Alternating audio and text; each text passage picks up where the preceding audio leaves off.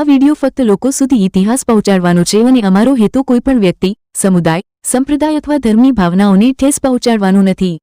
આ વિડિયો ઐતિહાસિક ધરોહરને ઉજાગર કરવાનું કાર્ય કરે છે અને સ્થાનિક સ્થળોને દૂર દૂર સુધી લોકો વાકેફ થાય તે માટે છે. જય માતાજી મિત્રો, જય ધરણીધર ભગવાન.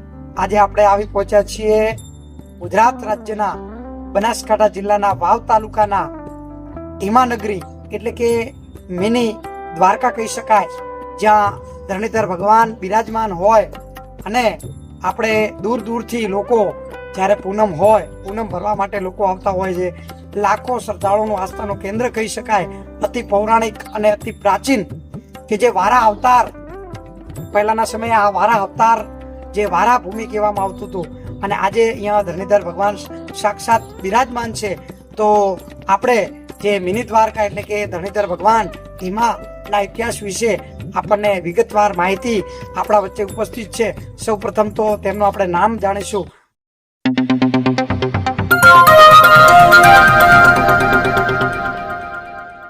તમારું નામ અમારા મિત્રોને જણાવો.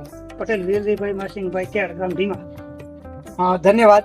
તો આપણે વાત કરીએ કે શ્રી રૂડાજી ભાણજીભાઈ કરડ કે જ્યારે પોતે ઘણા સમય પહેલાની વાત છે કે તેમને ધરણીધર ભગવાન સપનામાં આવ્યા અને કીધું કે વાંસવાડાના જે પર્વતો છે ત્યાં આગળ મારો નિવાસ છે અને તમે ત્યાં આગળથી મને અહીંયા લાવી અને મારો અહીંયા સ્થાપન કરો. તો એમના સીધા વારસદાર આપણા વચ્ચે ઉપસ્થિત છે. તો હું એમને નમ્ર વિનંતી કરીશ કે દાદાના ઇતિહાસ વિશે લોકો સુધી આપણા જે આ પૌરાણિક વારસો છે, જે દાદાનો ઇતિહાસ છે, એ લોકો સુધી એ પોતે માહિતગાર કરશે. બોલો ધરણીધર ભગવાન કી જય.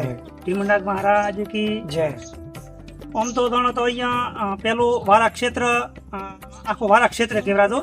અને વારા ક્ષેત્રમાં વારા ભગવાનની મૂર્તિ હતી અને વારા ભગવાનની મૂર્તિમાં પૂજા થતી હતી અને એ પૂજા થતી હતી ને ભૂંડી સ્વરૂપે ભગવાનનું સ્વરૂપ હતું.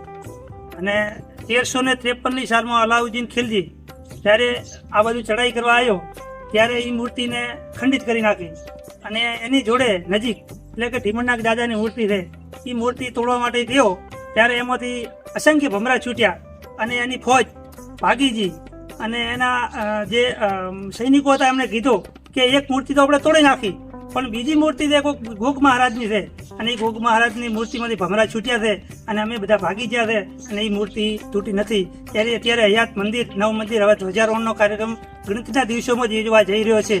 અને પછી આ ખંડિત મૂર્તિની આપણી ભારતીય સંસ્કૃતિમાં એવું કે ખંડિત મૂર્તિની પૂજા થાય નહીં. અને ઢીમનાગ મૂર્તિમાંથી ભમરા છૂટ્યા એટલે અમારે ગામમાં એક પ્રચલિત છે કે ઢીમે ઢગ ઢોણી ઢલો કર્યો, ઉપર આવ્યો હારીને પાછો ભર્યો, આવી કહેવત છે. અને પછી 125 વર્ષ ખાલી સિંહાસનની પૂજા થઈ. બ્રાહ્મણે પૂજા કરી પણ એ સિંહાસનની પૂજા કરી, ખંડિત મૂર્તિ એટલે ખંડિત મૂર્તિની પૂજા થઈ નહીં.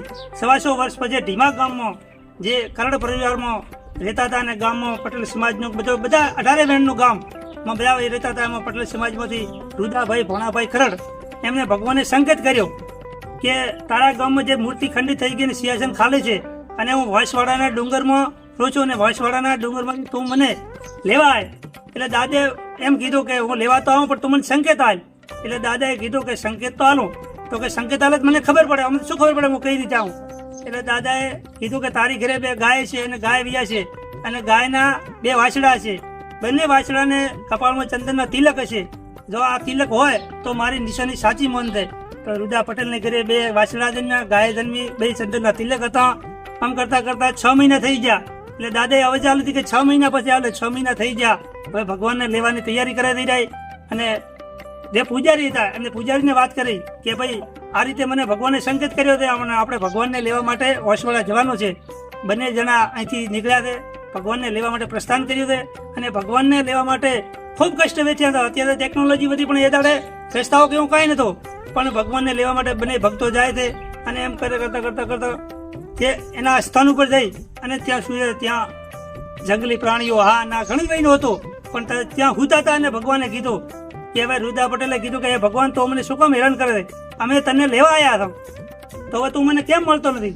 એટલે ભગવાને 2 સુતા હતા 2 ભક્તોને ફેરે રૂદા પટેલને સપનો આવ્યો કે અહીં તમે સુતા તો તેથી 125 પગના ભરી અને જે ખાખરાના પાન હોય એ પાન એકવાર કરજે, એકવાર કરી અને શિલા માથે ખૂબ મોટી પડી જાય, શિલા એકવાર કરજે, શિલા એક બાજુ કરી ત્યાં હું બેઠો છું.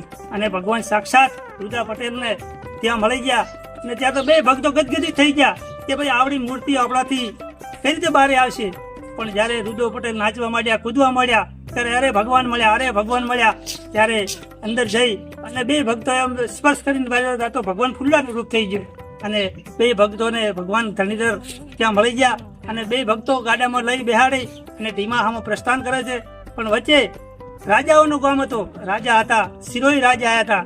ત્યારે શિરોઈ રાજાએ ગાડો ત્યાં ઉભો હતો. એના સૈનિકો આવ્યા કે પ્રભુ આપણા જે આપણા ગયા ભાઈ ગામની અંદર બે ભક્તો કોક સૂતા છે અને ભક્તો સૂતા છે ને ભક્તોની અંદર એક સરસ મૂર્તિ છે અને એ મૂર્તિ લઈને બંને જણા જાય છે. ત્યારે રાજાએ બોલાયા કે એ ભક્તોને અને ગાડાને બધું આપણે અહીં દરબારનું લાવી દો અને એમને કહો કે મૂર્તિ આપણને હાલે. પણ રાજા સત્યવાદી રાજા હતા.